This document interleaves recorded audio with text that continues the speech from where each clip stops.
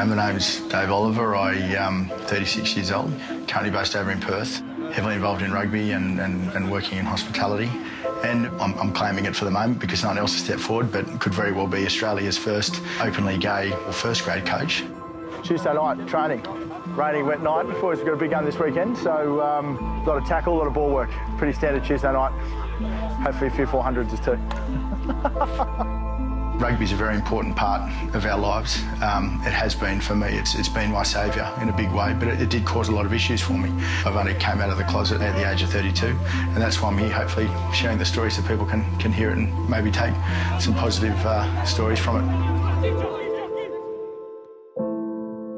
Rugby's in my DNA. I was born into the sport, right from playing at a young age, from 13 up to grade and Colts, and being a general manager of a premiership rugby club in Sydney was something I've also done.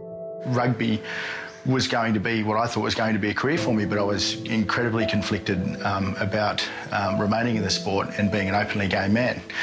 And I got into a vicious, very negative mental health cycle as a result of that.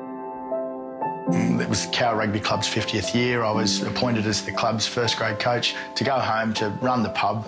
Everything was running along tickety-boo. And then at the end of that season, for a period there for about 18 months, I had a drug abuse issue with methamphetamine.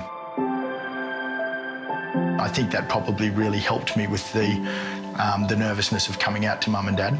I told mum and dad I was gay and then completely retracted from the community. Just worked at the pub and watched that sort of whole opportunity slowly fade away, like everything tends to do when you use that substance. On Are You OK Day, my best mate from Cowra and two lifelong friends from Sydney both drove down and confronted me in that pub in Cowra and asked me, and they didn't ask me if I was OK. They said, "We know you're not OK." It was a surrender moment for me. Within about the next couple of weeks, I'm walking through the door of a rehab facility. G'day there everyone, and welcome to the first official video of a new venture we're calling Recovery Now. Today's Thursday, the 8th of September 2016. It's officially Are You OK Day.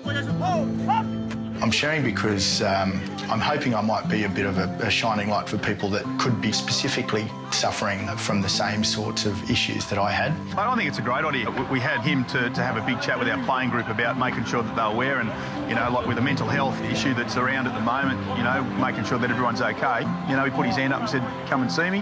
Down at a rugby club, you get the fraternity, you get the brotherhood, and as soon as you're accepted in, mate, that's we don't care he's straight or gay, mate. We don't care, mate. They're just still snow beast, though. Just snow beast. Yeah, just he's the whitest guy out there. Yeah, he's the palest fella I've ever met in my life.